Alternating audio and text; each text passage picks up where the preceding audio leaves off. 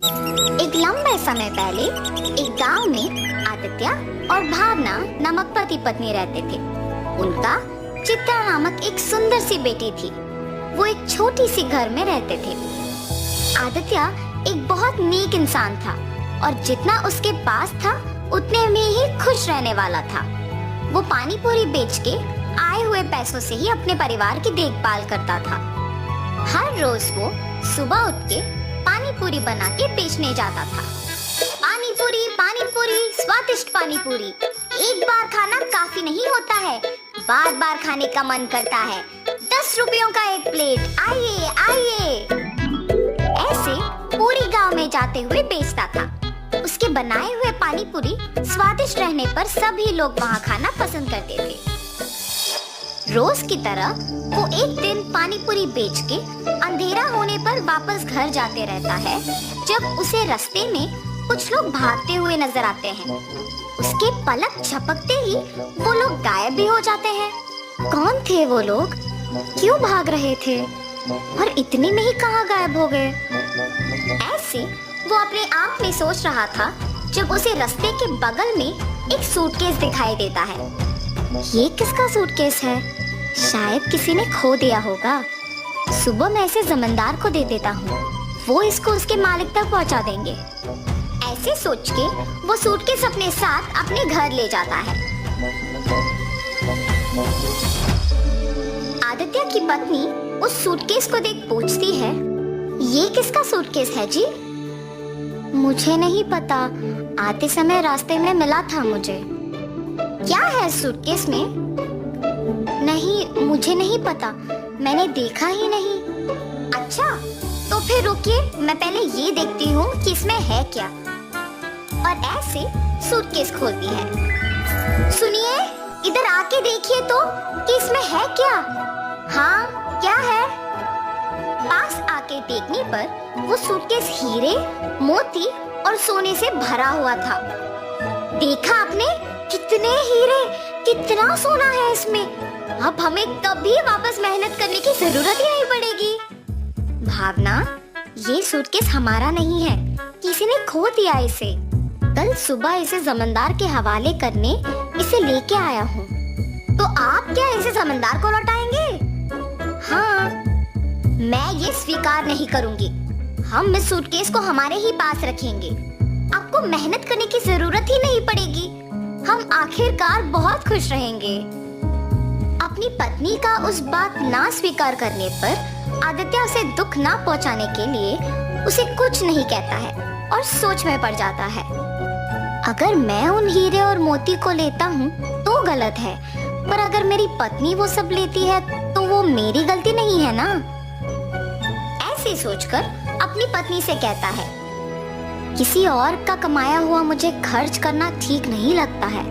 मैं अपने पानीपुरी का दुकान ही चलाऊंगा। तुम्हें जो पसंद तुम वही करो। ऐसे कहने पर उसकी बीवी बहुत खुश होती है। कुछ दिन बाद उसकी पत्नी मिले हुए हीरे, मोती और सोना बेच के एक बड़ा सा घर खरीदती है और वे सब उसी घर में चले जाते हैं। मगर आदित्य अपना पानीपुरी का व्यापार नहीं छोड़ता है। एक दिन जमींदार के पास एक औरत आती है। प्रभु, प्रभु, मेरे घर में किसी ने सारे हीरे, सोना, मेरी गहने चुरा लिया है। मुझे समझ में नहीं आ रहा कि मैं क्या करूं, इसीलिए आपके पास भाग के आई। कृपया मेरी मदद कीजिए प्रभु। फिक्र ना करो माता, मेरे पे भरोसा करके आप चले जाओ। मैं उस चोर को पकड़ के आपको बुलाऊंगा। जमींदार के ऐसे कहने पर वो औरत उन पे भरोसा करके वहाँ से चली जाती है। उसके बाद के कुछ ही दिन में जब आदित्य और उसका परिवार एक बड़ा घर खरीद के उसमें रहने लग जाते हैं, तो गांव के लोग में उन्हीं के बारे में खुसर पुसर शुरू हो जाती है। ऐसे ये बात जमींदार तक भी पहुंचती है। एक साधारण पानीपुरी बेचने वाला एकदम से इतना बड़ा घर कैसे खरीद पाया? पता नहीं प्रभु, किसी को नहीं पता। गांव के सारे लोग भी आश्चर्यचकित होके इसी के बारे में बात कर रहे हैं। ऐसे ही मैं सुन के आपको बताया। ठीक है, उन दोनों को इधर लेके आओ। जी प्रभु। जमींदार के कहने पर सेवक उन दोनों को उनके पास लेके जाते हैं। आदित्य, मुझे तुम्हारे बारे में सब पता है, तुम्हारे व्यापार के बारे में भी पता है। तुम्हें कुछ पूछने के लिए यहाँ बुलाया हूँ। पूछिए प्रभु। कुछ नहीं, तुम इतने कम दिनों में उतना बड़ा घर कैसे खरीद पाए हो? सच बताओ। क्या ये पूछने के लिए जमींदार हमें यहाँ तक बुलाए हैं? मुझे ही बताना होगा कुछ, वरना मेरे पति सब सच बता देंगे। मेरे पति का कमाया हुआ पैसा हम बचा बचा के ये घर खरीद पाए हैं प्रभु। ऐसे हिम्मत से बोलती है ताकि किसी को शक ना आए। माता, आप पे कोई इल्जाम लगाने के लिए मैं आप लोगों को यहाँ नहीं बुलाया हूँ। मेरे पास एक औरत आके बोली है कि उसके गहने और सोना किसी ने चोरी कर लिया और उसी समय में आपने एक बड़ा घर लिया। हालात मुझे आपसे ऐसे पूछने पर मजबूर कर रहे हैं, तो सच कहिए कि आपको इतने पैसे अचानक कहाँ से मिले? अगर मैं अब भी चुप बैठूंगा तो वो एक बहुत बड़ी गलती होगी और उस औरत के दुख का कारण मैं ही हो जाऊंगा। ऐसे सोचकर आदित्य जमींदार को सच बताने का फैसला करता है। मुझे क्षमा करे प्रभु। और ऐसे जो कुछ भी हुआ वो प्रभु को बताता है और तुरंत वो गहनों वाला सूटकेस उनके हवाले कर देता है। तुम्हें अपनी गलती का एहसास हुआ है और तुमने सच बता के और ये गहने ला के वापस कर दिए, इसीलिए मैं तुम्हें अपनी पहली गलती के लिए माफ कर दूंगा और दंडित नहीं करूंगा।